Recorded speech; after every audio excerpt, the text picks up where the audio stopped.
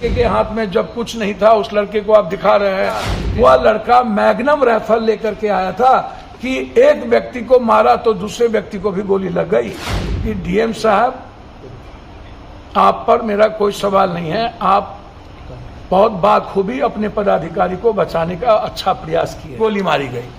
अब आप समझिए, पहले आप कहते हैं कि गोली चली, गोली लगी, कार्रवाई होगी, फिर 3 दिन के बाद आप उस फुटेज को ले आते हैं जहां पर कोई दंगा, कोई हमला, कोई पब्लिक का कोई पत्थर नहीं चले, कोई हंगामा नहीं हुआ।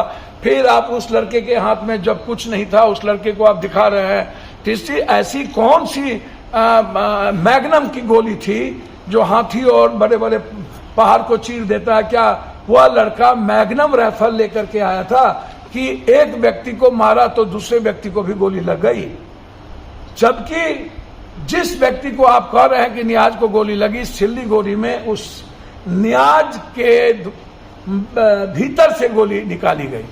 तो फिर मेरा सवाल सीधा है कि डीएम साहब, आप पर मेरा कोई सवाल नहीं है, आप बहुत बाखूबी अपने पदाधिकारी को बचाने का अच्छा प्रयास किए हैं।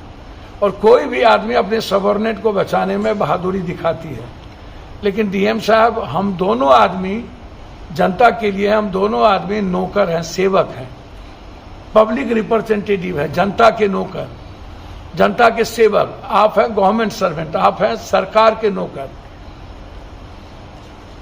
और जब गलतियां हुई तो वो उसको सस्पेंड करने में आपको हिम्मत नहीं दिखाई, आपने उसको तत्कालीन वहां से हटाने की हिम्मत नहीं दिखाई, आपने उसको कार्रवाई नहीं दिखाई, आप पब्लिक पर कार्रवाई। आप यहाँ पोस्टमार्टम रिपोर्ट में बिना परिजन के, खुर्शीद के परिजन के आपने कैसे करा दिया पोस्टमार्टम?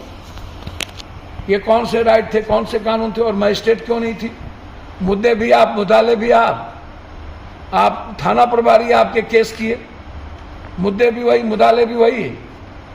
किसी पब्लिक के डोमेन से केस नहीं हुआ, किसी पब्लिक के गवाह पर केस नहीं हुआ।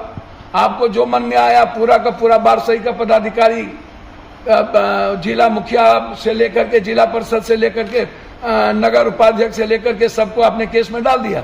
अच्छे भले जितने लोग मिले, जिससे दुश्मनी आपको साधनी थी, आपने उसको केस में डाल दिया।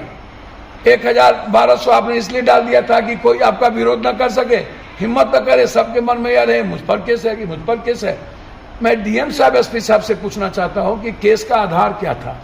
क्या सीसीटीवी फुटेज के आधार पर आपने देखा कि किसी जनप्रतिनिधि के हाथ में पत्थर थे? क्या किसी जनप्रतिनिधि ने स्पीच में कहा कि जाओ तोड़ दो? क्या किसी मुखिया, किसी जिला परिषद ने, किसी ने आपको कहा कि नहीं पुलिस की राइफल छीन लो, चलो हम मारते हैं, हमला करो? क्या तोड़ने में कोई जनप्रतिनिधि आपको सामने में आए? तो जब वो सीसीटीवी फुटेज में ना तो जनप्रतिनिधि आया, ना तो उसने भड़काया, नहीं तो उसने किसी को उसकाया, ना वो साथ गए। जब आपकी गोली चलने के पहले हंगामा, एक बार पुलिस भाग गई, 3 घंटे से वहां जनता बैठी थी, एसडीओ घर से नहीं निकला। इतना अहंकारी एसडीओ की यदि वो बात कर लिए होते, ले लिए होते, तो इस तरह के परिस्थितियां पैदा नहीं होती है। जब आपको एसडीओ पर कार्रवाई, वहां के डीएसपी पर कार्रवाई करने में आपके पेट में दर्द क्यों है? क्यों बचाना चाहते हैं? 3 घंटा से हम बैठे रहे, उसके बाद हम एक बार पुलिस